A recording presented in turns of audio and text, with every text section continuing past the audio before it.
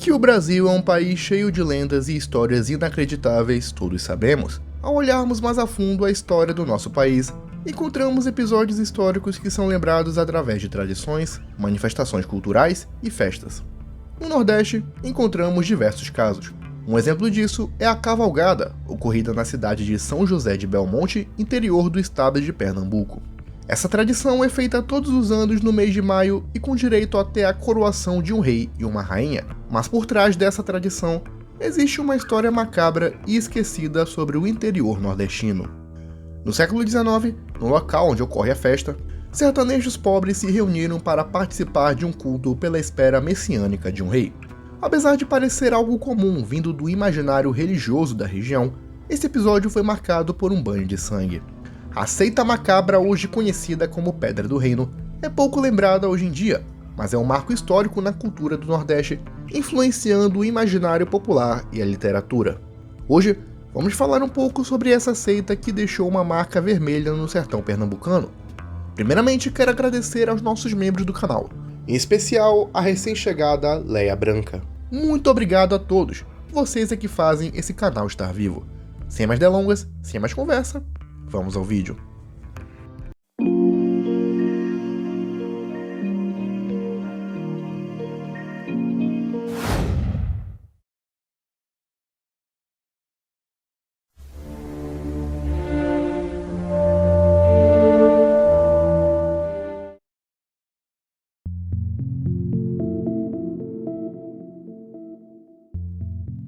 Para entendermos o que ocorreu em Pernambuco no século XIX, temos que voltar alguns séculos antes do outro lado do oceano.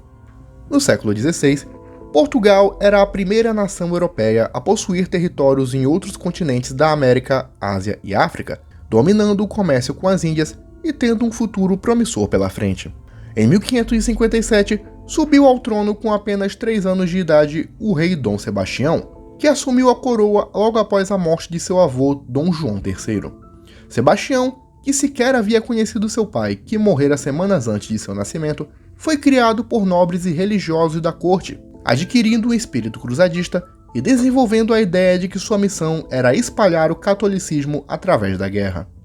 Em 1578, o rei comandou uma cruzada até o Marrocos para conquistar a região em nome da coroa portuguesa e trazer o país para a esfera de influência lusitana. Sob seu comando, milhares de soldados portugueses e mercenários foram à guerra contra os muçulmanos no dia 4 de agosto de 1578, quando ocorreu a Batalha de Alcácer Quibir. A batalha foi sangrenta e perdurou por 5 horas, onde o rei por diversas vezes tentou elevar a moral de suas tropas, que acabaram sendo derrotadas. No entanto, logo após a retirada dos soldados, foi notado que o rei não se encontrava com eles. Posteriormente foi comprovado que ele não estava entre os mortos e tampouco havia sido capturado pelos marroquinos. Sendo assim, o rei Dom Sebastião havia desaparecido sem deixar rastros. Após sua morte, seu tio-avô Dom Henrique assumiu o trono, mas por ser um cardeal da Igreja Católica, ele não havia se casado e tido filhos e já era idoso. Apesar de seus esforços para conseguir um casamento, ele acabou morrendo em 1580 e o trono passou para seu primo, Dom Filipe II, o rei da Espanha. A partir de então, Portugal tornou-se parte da chamada União Ibérica, que acabou com os planos de conquista e desenvolvimento lusitano. Pelo fato do rei ter desaparecido e nem o corpo ter sido reclamado como seu, surgiu a ideia de que um dia o rei retornaria em glória e libertaria Portugal do domínio espanhol. Essa ideia, que ganhou o nome de sebastianismo, foi um dos movimentos culturais mais importantes da história de Portugal, influenciando a literatura, folclore e música. No Brasil, esse movimento veio com a colonização e, assim como em Portugal, teve grande influência no desenvolvimento cultural brasileiro. No Nordeste, em especial, esse movimento teve grande influência e no sertão pernambucano, diversos segmentos reverenciavam o sebastianismo, pregando sobre o retorno quase messiânico do rei que livraria o povo da tirania e opressão.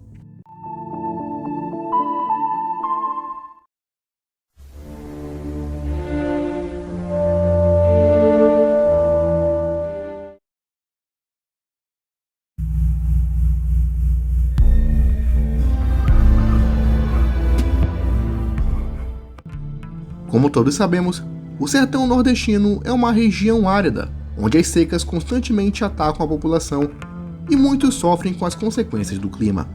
No século XIX, quando o Estado tinha contato quase nulo com essa região, milhares de pessoas faziam o que podiam para sobreviver, por mais enganoso que fosse o método. Em 1836, na cidade de São José de Belmonte, um sertanejo conhecido apenas como João Antônio pediu a um fazendeiro local a mão de sua filha Maria em casamento. No entanto, devido à condição social de Pedro, que era um dos muitos sertanejos pobres da região e época, o pedido foi negado. Apesar de pobre, João Antônio era letrado e tinha certo conhecimento das lendas populares de origem portuguesa, principalmente a do sebastianismo. Sabendo dessas lendas e do quanto a fé é algo importante na vida dos nordestinos, ele iniciou um plano não só para se casar com sua amada Maria, mas para conseguir influência e poder. A partir de 2 pedras brancas colhidas no riacho, ele passou a anunciar ao povo da cidade sobre o retorno de Dom Sebastião, alegando que as pedrinhas seriam um prenúncio de sua chegada.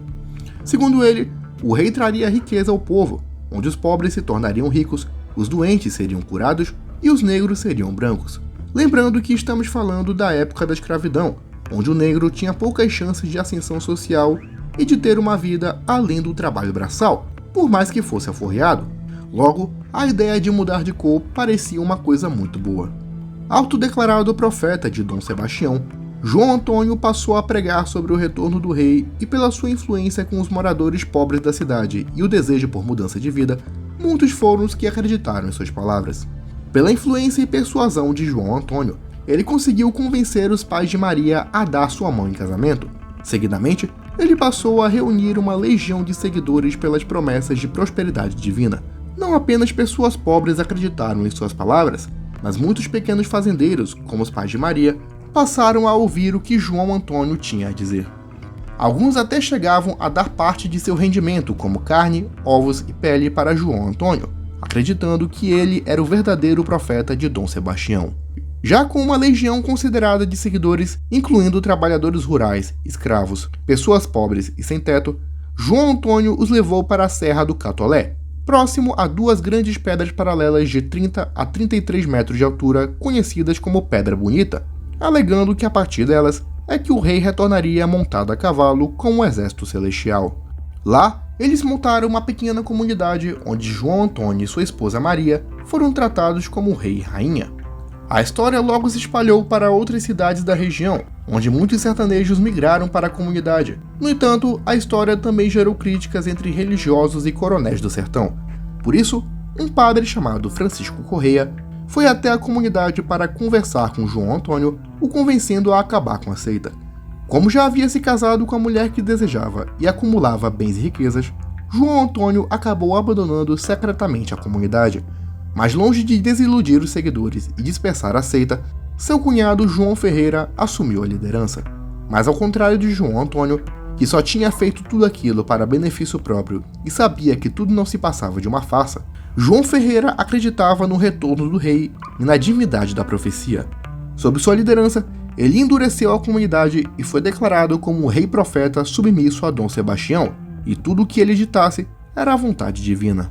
Entre as suas alegações, ele exigia oferendas de tudo que fosse caçado pelos membros da seita, que as pessoas não tomassem banho, permitiu que os homens tivessem mais de uma esposa, com a condição da primeira noite ser em sua cama, e obrigou que todos os membros da seita ingerissem uma bebida à base de plantas locais e raízes, que causava efeitos alucinógenos. Essa bebida ajudava no doutrinamento de seguidores e nas suas manipulações. Conforme a comunidade crescia e a comida começava a ser escassa, João Ferreira alegou que Dom Sebastião havia lhe revelado em um sonho que a única forma de retornar seria se as 2 pedras fossem pintadas de vermelho do sangue humano. João Ferreira alegou que alguns membros deveriam ser sacrificados, mas que após seu retorno, ressuscitariam totalmente diferentes. Quem fosse pobre, retornaria rico, quem fosse doente, retornaria são, e quem fosse negro, retornaria branco. Sendo assim, um verdadeiro e violento banho de sangue ocorreu, onde os voluntários eram mortos e tinham todo o seu sangue usado para pintar as pedras. Devido à falta de sangue o suficiente para cobrir as 2 estruturas, crianças foram sacrificadas e pessoas contra sua vontade também foram mortas. Em dado momento, Até mesmo a esposa de João Ferreira foi cedida para sacrifício ao longo de 3 dias. Já com a pedra totalmente vermelha de sangue e sem qualquer resultado, o cunhado de João Ferreira, Pedro Antônio, alegou que Dom Sebastião havia lhe dito em um sonho que só retornaria se o sangue do rei profeta fosse utilizado. Mesmo no auge da loucura, João Ferreira tentou escapar da comunidade, mas acabou sendo capturado e imobilizado pelos seus próprios seguidores, sendo morto e tendo seu sangue utilizado nas 2 pedras. É dito que essa alegação, na verdade, não passou de uma vingança de Pedro Antônio, que queria se vingar do cunhado pela morte da irmã. Durante e após aquela chacina, muitos seguidores conseguiram fugir para cidades próximas, contando às autoridades e à população o que se passava naquele lugar. As histórias chegaram até os ouvidos do poderoso Major Manuel Pereira da Silva, que, contando com um exército de populares e jagunços, interviu na comunidade para parar com aquela carnificina. Registros alegam que durante o ataque, ocorrido em 18 de maio de 1838, os membros da seita desarmados correram de maneira selvagem na direção dos homens armados, como se tivessem se tornado verdadeiros monstros humanos. Outra vez, um massacre ocorreu na comunidade, mas que dessa vez resultou no fim da seita e na morte da maioria de seus membros. Não se sabe a ciência certa quantas pessoas faziam parte da comunidade, mas alguns chegam a afirmar entre 500 a 1000 pessoas. Após o massacre, o homem que havia iniciado tudo aquilo, João Antônio, foi encontrado em Minas Gerais e preso pelas autoridades. Ele foi levado para Pernambuco para ser julgado, mas acabou morrendo durante o trajeto. Sua esposa Maria chegou a fugir para Santa Catarina e, apesar de também ter tido ligação com o massacre, acabou recebendo o indulto do então presidente da província, o Conde de Boa Vista. 2 meses depois, o local da pedra foi visitado pelo padre Francisco Ferreira, que sepultou os corpos e realizou uma missa pela alma dos falecidos. Posteriormente, o padre José Antônio de Maria Ibiapina, conhecido como Padre Ibiapina, amaldiçoou a Pedra do Reino, a fim de que nenhum outro movimento fanático se estabelecesse por lá, visto que aquele não era o primeiro movimento messiânico que resultava num massacre. Assim acabava um dos capítulos mais sórdidos e macabros da história nordestina.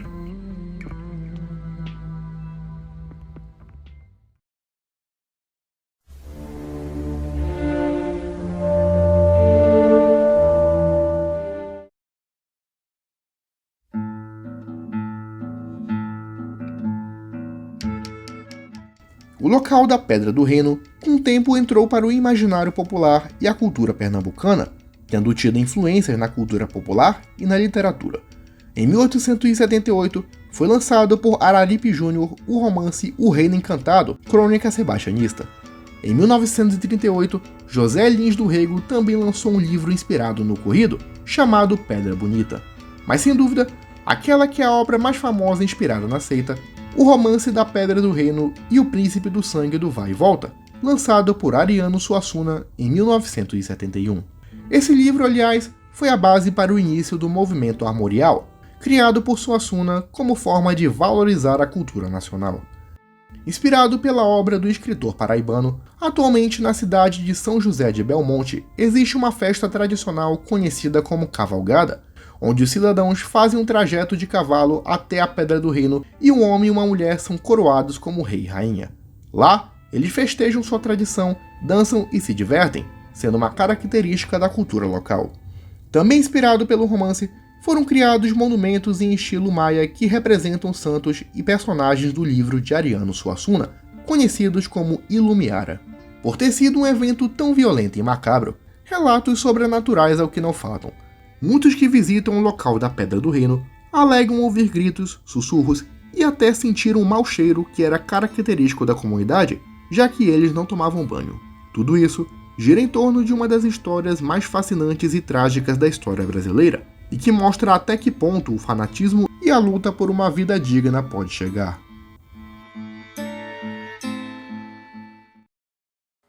E é isso, pessoal. Se você gostou do vídeo, já peço que deixe seu like, se inscreva no canal, ative o sininho de notificações e siga nossas páginas paralelas. Tudo isso ajuda muito no crescimento e evolução do canal. Sem mais delongas, sem mais conversa, me despeço e tchau.